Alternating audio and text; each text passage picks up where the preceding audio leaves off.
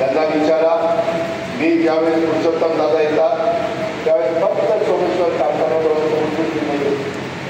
माळेगावचा काय निघाला, साखरवाडीचा काय निघाला आणि इतरांचा काय निघाला हे आम्ही अजिबात डोक्यात घेत नाही.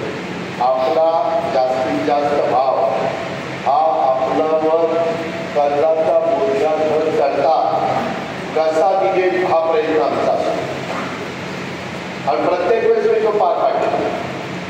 माझ्या तर कितीतरी आमच्या नेतृत्वाखाली कारखाने चालतात, काही कारखाने कसे चालतात तुम्हाला माहिती. आज छत्रपतीला माझा उचला तो तिथं भाव काय म्हणतो तुम्ही बघा. वसंत पत्र समोर ही वस्तुस्थिती आहे. मला वाटत नाही का माझा तिथं 4000 टन जातो, मला तिथं भाव मिळावा. त्यांच्या अडचणी होत्या त्या वेगळ्या पद्धतीनं वन टाइम सेटलमेंट वगैरे करून मार्ग काढला. पण मित्रांनो, तुम्ही आम्ही आज असू उद्या नसू, संस्था कायम राहणार. आणि मी आपल्याला सांगतो, जोपर्यंत माझ्या जीवाची वेळ तोपर्यंत संस्थेला एवढा देखील चुकीचा धक्का मी लावतो. हा माझा शब्द आहे. मला नाही जमेल त्यावेळेस सभा घेईल आणि सांगेल आता मला जमत नाही. आताही काही लोकांनी मला निवेदन दिले, दादा मी 5-5, 6-6 वेळाला निवेदन देतो, आम्हाला का मिळेल, अमक्याला मिळतं, तमक्याला मिळतं, तमक्याला मिळतं. त्या मलिदा जयंतीचं मला नको केलं आणि तरी आपण हाऊस आहे.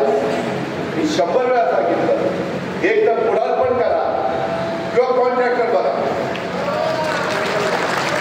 तुम्ही पुढारी बसला, माझ्याकडनं कामं घेणार, कामाचा दर्जा नाही राहिला तर तिथं पुढं मी अडचणीत येणार. लोक म्हणणार अजितला दिसत नाही का. आदित्य तावऱ्याबद्दल बोलतात, आदित्य तावरे काय पुढारी नाहीये, की देशमुख ते काय पुढारी नाहीये,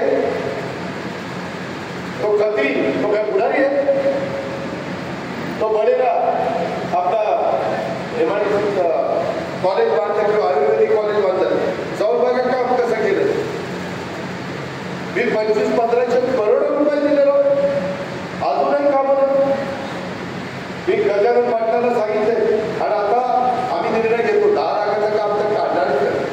10 लाखाचं काम काढलं की त्याला टेंडर नसतं, काही नसतं, कुठं पाट्या टाकतात, टाकल्या नाही नाही लावला तिथं.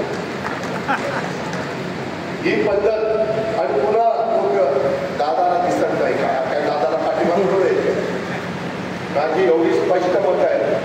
आणि त्याच्यामुळे इथं आता पुढारीवर बसले तर तुम्ही पण आहे.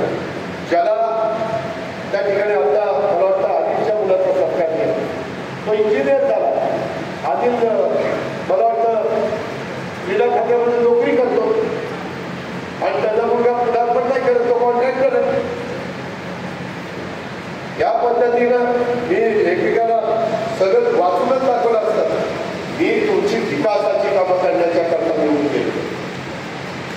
तुमच्या विकासामध्ये मी कुठं कमी पडलो जा विचारा. 100 दिवस झाले राज्यात असा कुठला तालुका आहे 100 दिवसाच्या 1000 कोटी रुपये बारामती करता मंजूर केले.